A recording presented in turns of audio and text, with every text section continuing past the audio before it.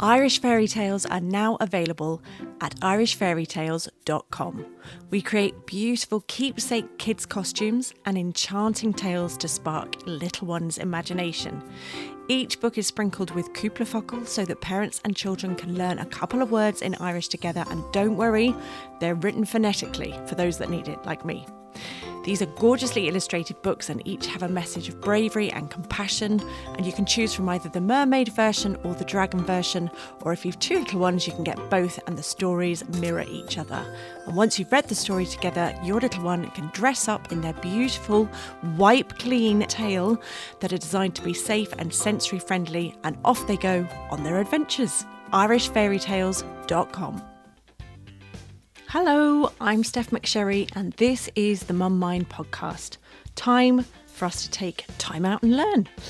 As I'm recording this, the sun is out and I can't describe to you what a difference that seems to make to me, the children, the classrooms, everyone around me. We have not seen the sun in a long time and a couple of sunny days have been just the ticket. I hope it's the same for you and I hope it continues for the next few days. So this week's episode, I'm talking to Marian Williamson from The Nest, Cork. Oh, Marian was so lovely and has such a passion for what she does. She is a midwife, a nurse, a public health nurse, and a certified infant massage instructor. So she does beautiful baby massage courses, and she's also a breastfeeding buddy, which we have a little chat about. What we forgot to mention in the episode is that she has a course coming up. So if you're in the Cork area, her courses, the real life courses, are in Mayfield, in Cork, and there's a 6-week course starting on May the 6th. So if you're interested, you can DM on Instagram, The Nest Cork, or you can send an email to thenestcork@gmail.com. Okay, let's crack on with the episode.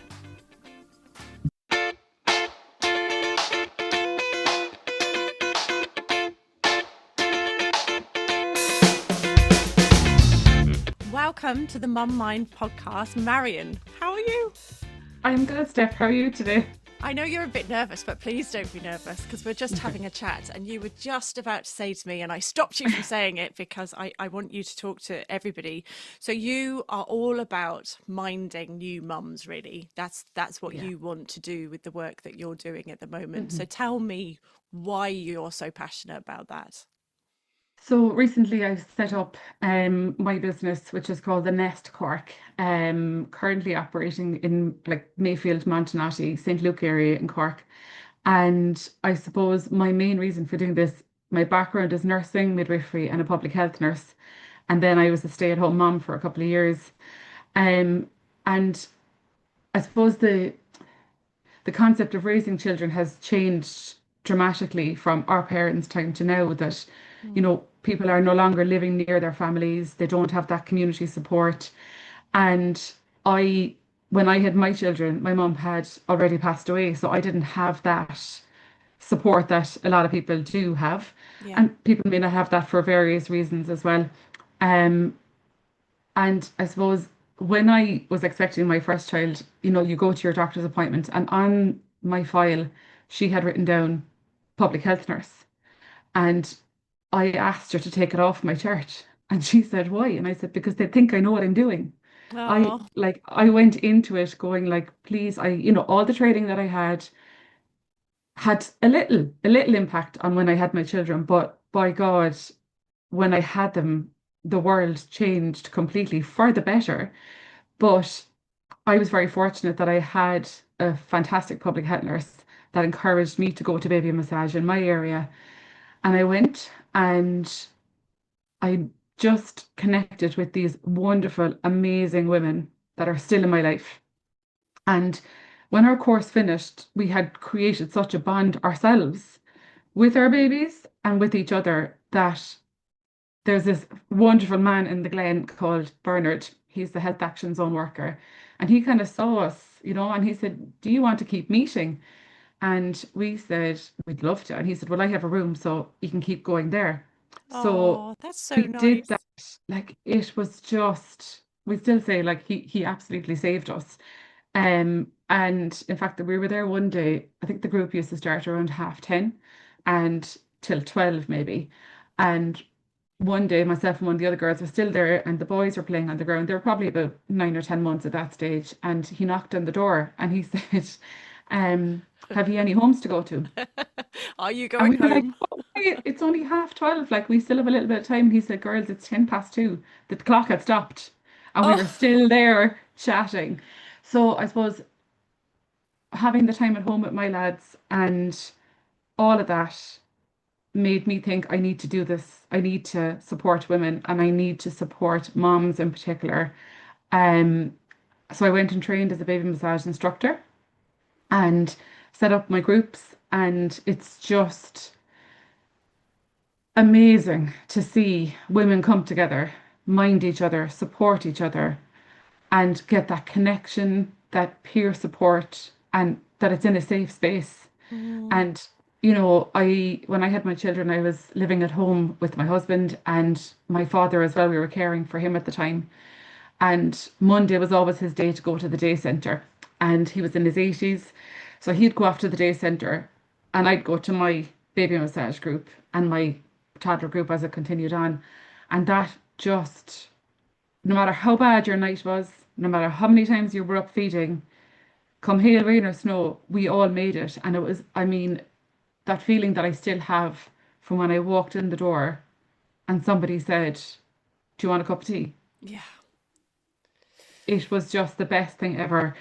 And I suppose part of the baby massage is that like I want to look after the mum's mental health, and infant mental health is a big issue in the world today. And I feel like what baby massage does is it creates a space where we can bring in attunement to our babies, attunement to ourselves, and like attunement is the ability to connect and tune in to other people with on an emotional level. And what Mm, baby massage does is it just lays down the foundations for the bonding, the attachment, the trusting relationship that is between a mum and a baby, or a dad and a baby, or caregivers, whoever that baby relies on for support. And when I did my training, actually, the first thing that we learned was that you ask the baby for consent. And that might seem a bit daft. My last course, I had babies from like, say, 5 or 6 weeks up to 3 or 4 months. You kind of want to get them at the pre-crawling phase because otherwise they'll end up at the other side of the room when you're yes. trying to massage them. Yeah, you're chasing them around. Yeah, yeah. And you can massage older babies. My two boys are 7 and 9, and they still put their feet up in my lap and say, Mom, will you rub my feet? And they just remember that, I think, from being babies. But um, what it does is by asking the baby consent, essentially, and part of it is you get the oil, you put it in your hand, you're rubbing it in front of their face, so you're giving them all the cues. And you say, can I give you a massage? And like the first week I did this, the mums, you do feel a bit awkward, kind of, you're asking your little baby this, but it's a two-way communication that literally goes through for the rest of their life into adulthood. And if that baby turns his head away or the baby is crying, they're saying no. And you have to respect that. It's so important that we attune ourselves into what they're telling us, whatever that is, if they're hungry or they need their nappy changed or they just want to cuddle, and we respond to it appropriately because you're building the trust and you're building the relationships for when they're older, that they will still come to you and they will, I suppose, look for that support and look for the response to their needs. And it's literally just supporting their sensory and their cognitive development, even from that young age, because it Yeah. follows through right through to adulthood. And again, it's if the baby doesn't want a massage, you can still do this. There's a technique called nurturing touch, like hands on, Mm, resting hands. And you can just put your hands on that baby. I worked in an intensive care unit for 10 years with adults, and a lot of our patients were on life support machines, or in induced comas, or for whatever reason. And touch was so important then. It's of the first course. sense to Yeah. develop. At 16 weeks in utero, it's the first sense to develop. And, we all like that. Mm, It's so important that it helps babies to feel safe and loved, secure, that they have the trust and that we show compassion to them. And then the magic is the mums literally creating all that for each other. Yeah. It's so important, like, Yeah, so I'm remembering, and I'm sure you remember too, those kind of initial, I don't know, 6 weeks where you don't know what's happening. You no, don't know what's you going don't, on. you don't. And And I suppose I'm it, obviously an English mum living in Cork, so I didn't have my mum here either. yeah, And yeah, yeah, yeah, it is that because the mums-in-law or the kind of friends are great, but they're not the ones that you can be your 100% self with and turn around. It's very hard to say, I'm struggling. I'm yeah, really yeah. finding this It tough. is, it is. And the beauty of the group that I found was we all, everyone came from different backgrounds. Um, Most of us were breastfeeding, but there was bottle feeding mums in there too. And we were just very lucky that there was no judgment. There literally was no judgment. It was like, how did you get on? How are you doing this? When are you going to start weaning? We could rant about whatever that was, bothering us at the time, and nobody said, Who does come she on, think cop on she now. is? Yeah, We're, yeah, yeah, yeah, yeah, they yeah. were like, you're grand. Do you want another cup of tea? Like, so we were just very, very lucky. And I suppose in terms of feeding, I feel very passionate about that I think whether you're breastfeeding or bottle feeding, mums need to be supported. Yeah.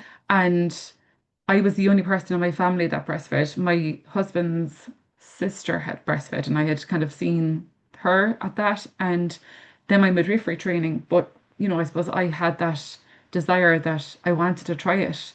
And I had a baby with tongue tie. I had a baby who wouldn't take a bottle even though I had a chest freezer full of expressed milk, he would not take a bottle. He only wanted it from draft. And that in itself was so stressful. Exhausting. Yeah. I couldn't literally leave him. And he was my first boy was the fella who still has a ferocious appetite. So like I couldn't, so that was my issue. And before I came on, I was thinking of, the whole breastfeeding thing. And um I've had friends that have bottle fed maybe their first child and come to me and said, you fed before, what's it like? And I'm like, it's so hard, but I will help you. That Yeah, yeah. anyone that says this, I'd probably get shot for saying this, but it is not the most natural thing in the world. It is the hardest thing in the I world. think there are the odd parents that Yes. find it very easy. I have a friend Elaine that seemed to just whop a boob out wherever and chum done. The feed was done, and I was like, oh my god! Like I had to go through this whole process in Yeah. order to get. And I was like you, my eldest, she had a tongue tie. And this is going back 15 years now, and I got mastitis 3 times in the first 6 weeks. Oh my God. Yeah. And I How still did you kept keep, going. what made you keep going though? I was so bloody determined, I Yeah. think. Like, again, I had had friends. So I had moved here, I don't know, what, 3 years previously, something like that. A lot of my friends in the UK, I had seen them breastfeeding. So Yes. my mum had breastfeed me. So I had all of that at the time. And I really, really hope it's different from what I hear it's different.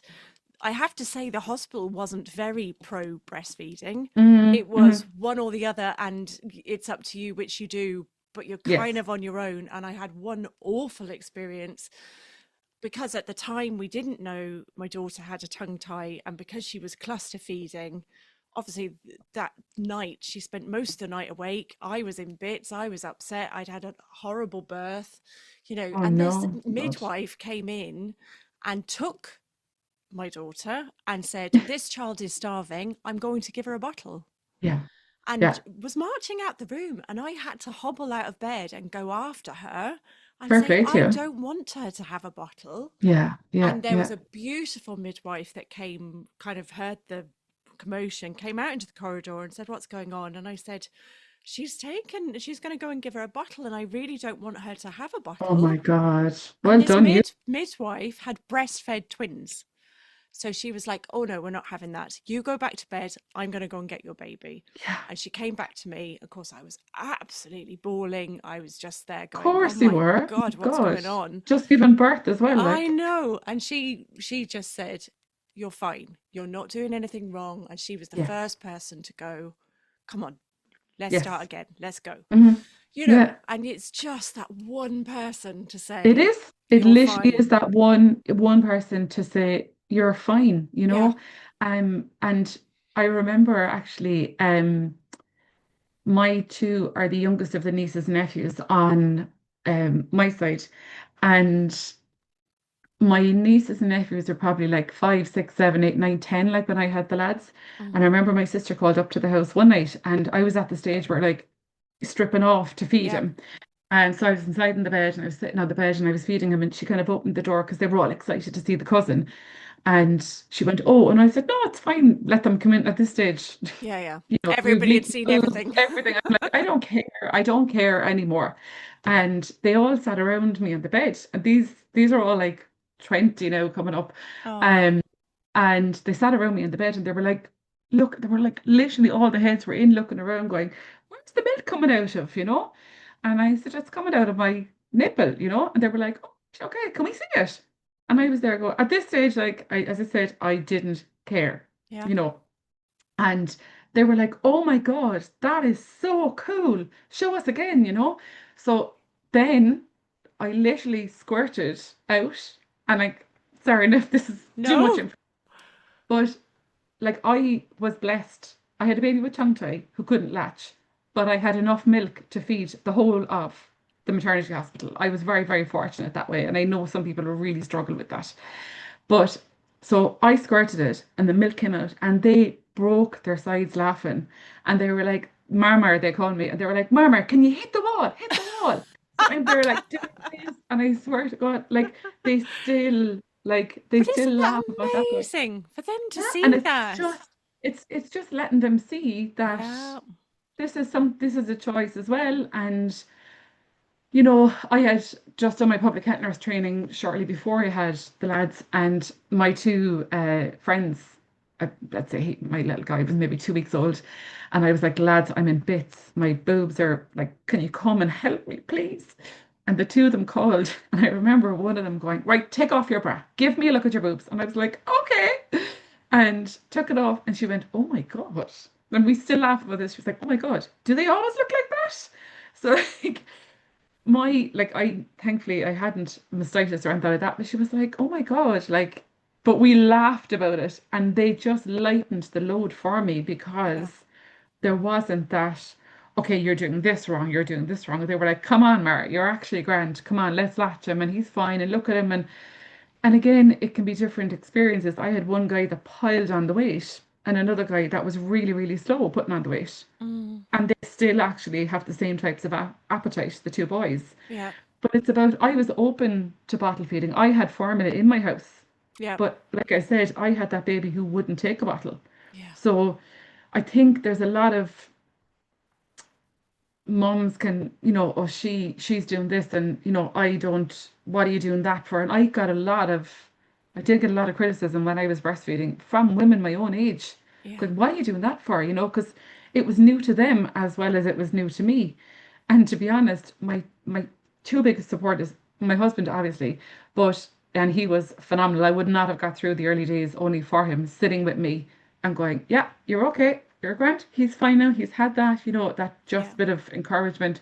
But my other two biggest supporters were my father, who was 86 at the time, and Wow. my uncle who was in his 80s, who was actually a premature baby, and his mum breastfed him. And I think when I fed my lads, he actually saw what his mum had done for him. No, there was no alternative to breastfeeding when they were born Yeah. because they couldn't afford the formula. And he was born 8 weeks premature, and he literally, only when I learned about breastfeeding, I used to say to him, he just passed away a few months ago.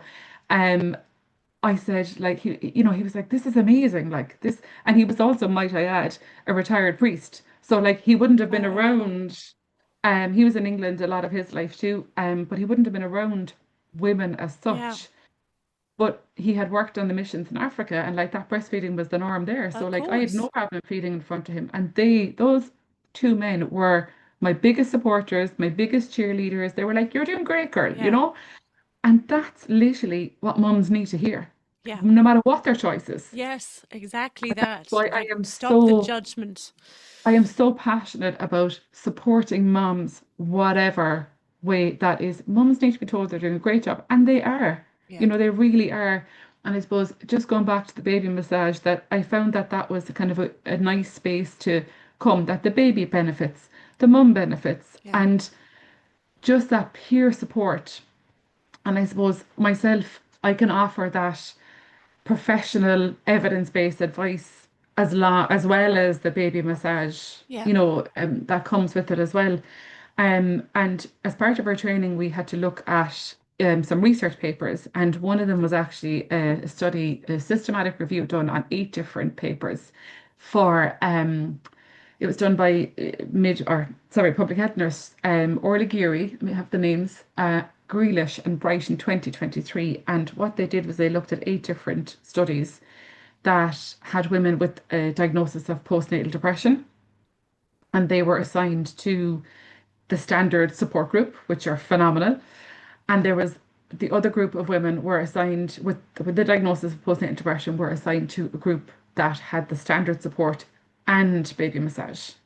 And the women that did the baby massage reported like a higher reduction in their symptoms of postnatal depression.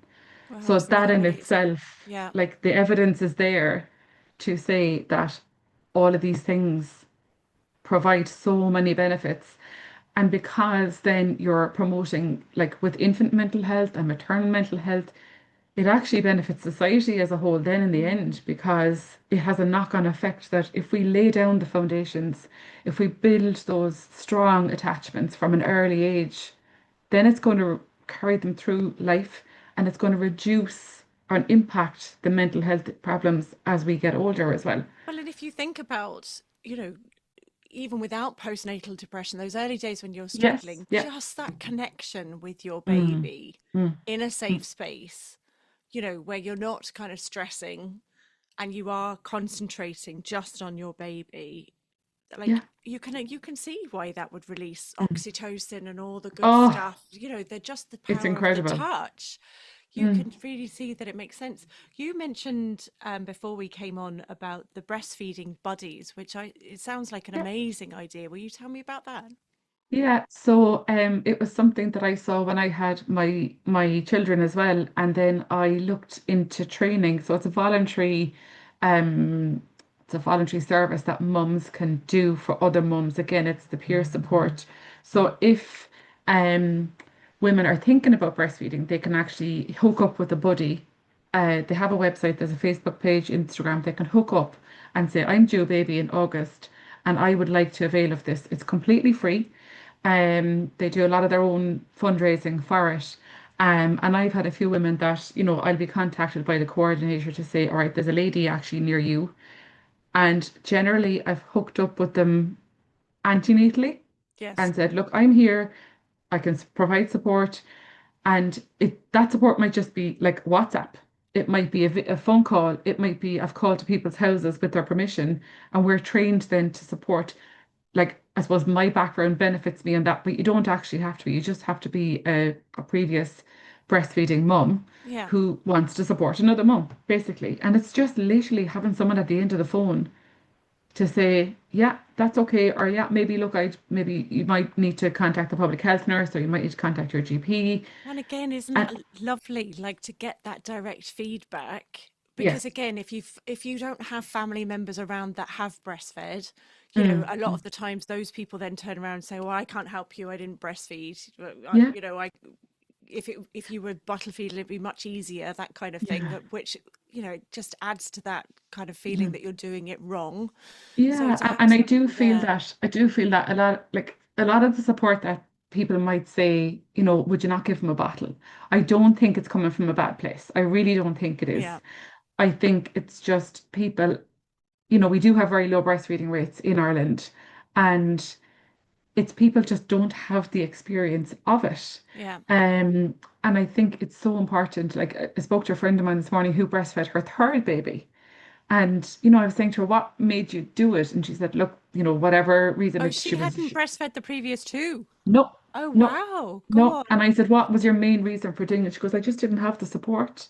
I just Oh, didn't have that support of someone saying, and she said I remember her texting me from the hospital when she had her third baby, and she said, I've loads of milk in one boob and I've none in the other. And I was like, that's okay. People feed from one boob. And she was like, what?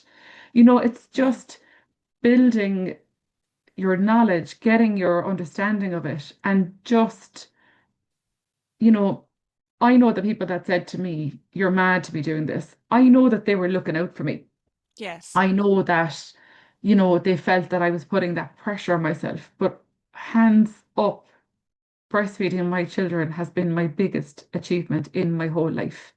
And that is not to say that I'm better than anyone else. No. I literally have, all mums have the same struggles, the same worries, and it's about no matter what your choices are, just being together and being with women who are going through the same stage as yourself. Yeah. That, that term matrescence, I always struggle to say that. But, it's the process of becoming the mom from like even from the preconception stage. And it's like a developmental passage that almost women go through naturally. Mm. And like my uncle I spoke about earlier on there, I remember he was very into psychology and, people's well-being and the self, the awareness of oneself. And I do remember we'd have great chats, and I remember saying to him, I don't know who I am anymore. I feel I've lost my identity. And, he would encourage me to chat about that. And I remember my second guy, maybe it was about 3 or 4, catching myself in the mirror and looking and saying, oh, I remember her. That you do that at that period where you just, Yeah. you, it's about getting through one day at a time. And it's just like reaching out to people and just saying and being honest. Yeah. And again, just to bring in another study that I was reading about is the MAMI study that was done in 2022. It was like the main reason why women don't report the feelings of stress, anxiety, depression is fear of how they'll be perceived Mm. by people around them. But I think if every mother was honest, we would all be saying the same things, Well, and and it's percept. when you think about it, right, we used to live in community. Like there'd be all generations around us, aunts, uncles, grandparents. So you would have those older people within your own network that Mhm. you could, there's some bug trying to get in my mouth as I'm talking to you, um, that you could go to quite confidently and, without kind of having to announce it to the world, I'm struggling with Yes. this. Did you experience this? That kind of Hmm. thing. And now, because of the way we live our lives, we either move away from where we were reared, we, are working away, we don't have as many people around us, maybe we don't even know our neighbours. And Hmm. so, of course, I think more and more of us turn to that online space. And that's where Yes. stuff can be Yeah. really judgmental, can be, like it can be Can be. great Yeah. support as well. Hmm. It can be quite judgmental. Certainly, comparison is the thief of joy because all of a sudden we're seeing all these people doing so much better than we are because Hmm. nobody's paid. Nobody's posting the rubbish days. They're only Yeah. posting the good days. And then we start to question it and then we start to go in. So I think what you're saying is, how lovely that you have those safe people that you can turn to and that you're Mm. Mm. connecting with and Yeah. not feeling judged and feeling Yes. supported Yeah. and, Yeah. just being able to take on the world a bit more then. Yeah, and just to give yourself a break, I Yeah. think there is that thing of that expectation versus reality, and it hits such a nerve because I suppose going back to what I asked my doctor to take the fact that I was a nurse and a midwife off my chart, please, Yeah. because I felt that oh, we leave her alone, like she's grand, she knows what she's doing. I hadn't a notion. Like I didn't know anything about. I knew I had learned the facts about breastfeeding, but it's the lived experience as well. And Yeah. it really is just reaching out to those people and saying, yeah, I feel overwhelmed, or Yeah. I feel, and being honest and saying today I feel good. And I think it's when I worked as a public health nurse and I went to the new mums, one of my main things I always said to them was keep your visitors away. Really do. Like, take that time to be with your partner or whoever's at home and cuddle your baby. They've gone from being inside you to, you know, darkness, a certain temperature that suits them. They've no clothes on, and then suddenly they're whipped out into this world where everyone is at them and they've clothes and there's noise and everything, and you are their safe space. Yeah. And you put them on your chest, and that's skin to skin, and dads can do skin to skin, grandparents can do skin to skin, foster parents can do it. It Yeah. doesn't, doesn't have to be mum, but that you're just creating those bonds, the secure attachment, that loving relationships. It's like baby massage is a way of telling baby that we love them, you Yeah. know, and when the mum or the dad gets the response from the baby, that baby is saying, I love you too, Yeah. back, And you're and it's tuning just, in. That's what yes, you said, that the attunement. attunement. Yeah, Yeah, and I completely get that because if we're so busy either looking online or panicking that we're not doing it right, we're forgetting that actually the one thing that's going to tell yeah, us is yeah, right in front of us. yeah. And we And can, you are all they need. You are yeah, all they need in whatever shape or form that is. And it's about as well, like one thing that we say in baby massage is that the baby is the teacher. Like the mum is the expert in the baby massage, and I'm there as a support. mm, So I will set the room up, I will plan my classes. There's certain themes done every week. We will focus on a certain body part every week, the feet and the legs, the tummy. There's a special colic routine that can be done as well. And we finish with a full body massage on the last week. Some courses are 5 weeks, some courses are 6 weeks. I like the 6 week one, that's why I do it. Because I think sometimes topics come up that mums want to speak about or they want more information on or whatever, and I kind of allow that for the last week. And we'll have the cup of tea and we'll present their little certificates and we might take some photographs and you know by the first week when the mums come in and they're shy and they're struggling with the buggy or the baby wants to feed and instead of getting a massage, and that's always encouraged before massage. If the baby is crying, you respond to that before you do any type of massage. But to see the transition of those women yeah, by week 6 to go out and they're swapping buggies with each other and they're saying, right, I'm going to meet you here, um is just it just without sounding corny, it just gives me so much joy in my own yeah. self. Well, because you've Because, built a little community. yeah, They're, and they're, because I they're going to had look that. after each other. Yeah. Yeah. And I had that. I'm so passionate that, like, I was that mum. And I always made that clear to them that, no matter what professional hat I had on, I was still the mum with Mm, my baby who was struggling with feeding, who, you know, had had I had a cesarean section with my first boy for whatever reasons, and I wasn't expecting it. And it's just, what I thought motherhood would be like was nothing like it. yeah. Like, it was the hardest thing and still is, but it is the best thing in the world. And I know that's such a cliche, but it really is. But I think the biggest thing that helped me was having those women around me who still do. Like there was a text came through in the group, lads, the school bus timetables are out for next year. So Yeah. we're literally, and anytime any one of us have had something happen in our life, a parent pass away or whatever, those women are the first women at my front door Oh, with the brown bread and the scones, and they're like, here you go, see you later. yeah. It's just it really is magic, and I suppose that was what I wanted to create too. Yeah. And I think, you know, it's just a space for women to come and support one another, no matter what your choices are, really, And you've really done a good job of that because you are the first person ever where you didn't ask me to come on and I didn't find you, but one of your mums found me and said Mm. you need to have Marian on. So Okay. you've definitely done that. So give yourself a pat on the Um, back because I obviously know. you're doing good work. Thank you so much. And just another thing I was wanting to just mention as well is that, advice, people are always saying, what advice have you got? What advice have you got? And when I went to my mum's as a public health nurse or friends even that would say, what am I going to do with this? What am I going to do? It's not working the way I thought it would work.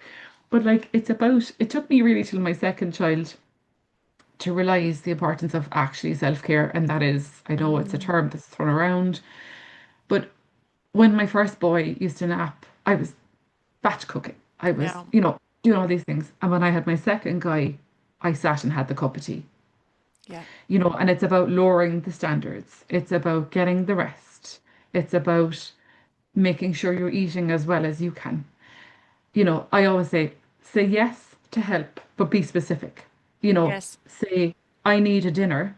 Yeah, can you come? Yeah. And that is the first thing that I will do Come if and any do of the my wash friends have babies. basket. Yeah. Yeah. I Yeah. remember actually another public health nurse, a friend of mine, who'd had her first baby after I had my guy. And again, she was struggling with feeding, and I had a roast chicken in the oven at home. And my dad and my uncle were there, and they were like, "Oh, grand, now we'll have a nice dinner later."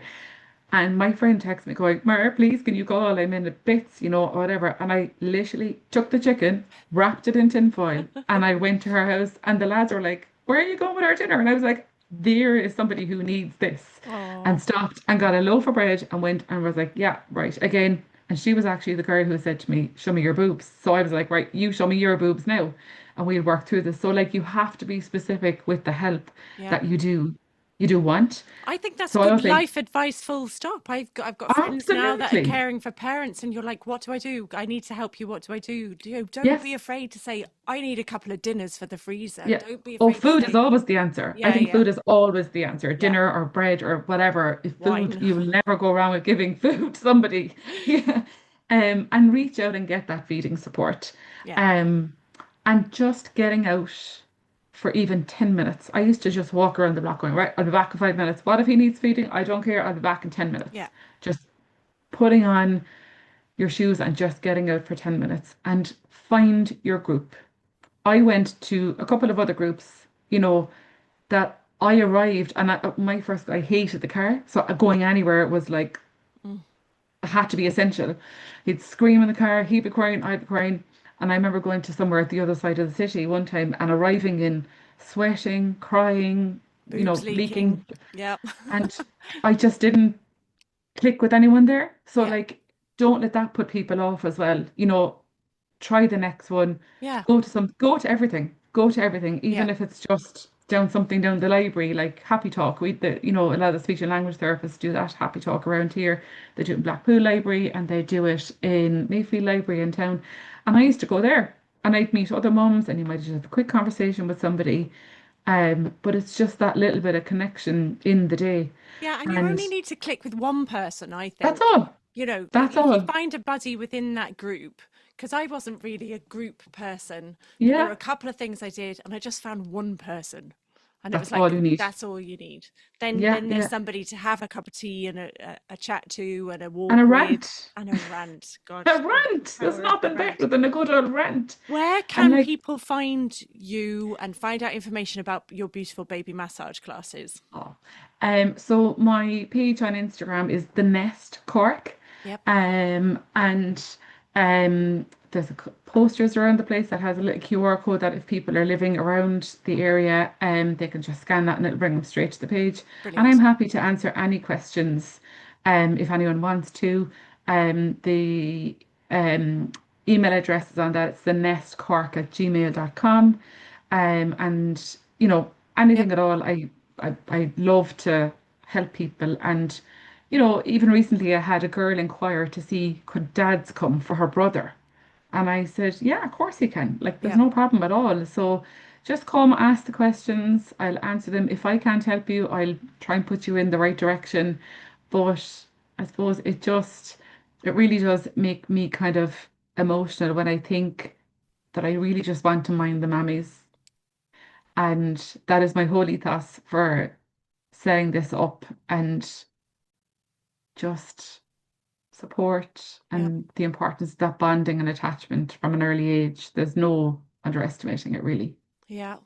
And tell me just the last thing, because we've mentioned it, breastfeeding buddies. If people were interested in either signing up as a buddy or wanting to find a buddy, did you Yeah, say a so Facebook page? they're on Facebook, yeah, and there's a website as well. They run the training maybe every couple of years. I was waiting on the training a little bit, maybe a year or two, but they will alert you to it, and it's just a wonderful support that people can avail of. That's free, do you Brilliant. know? Yeah, and yeah, welcome to anybody at all, and thank you so much for having me. Well, thank you for coming on, because I think you've given so much great advice. I know those early days are really tricky. I think the first 6 weeks, and then kind of that's the first kind of bit where you go, okay, I'm starting to find my feet a bit. Yeah. And then I think it's the 6 months mark where you're kind of like, okay, I'm settled a bit now. And Yeah, just and to like not give yourselves a hard time during that, because I think we're so good at saying, oh, I'm not doing a good enough job. And you really are. You know, yeah, you really yeah, are. And with people yeah, like yeah. you around, I think that just really helps people find somebody to support them in those early days. Yeah, it really is. It's the key. It's key. Yeah. Support. Thank you so much, Marian. I really Thanks a appreciate it. million, Steph. Talk to you soon. Before you disappear, can I ask a quick favour? Could you please hit like, follow, subscribe on whatever platform you're listening to? Because it really helps us. Thanks. Bye.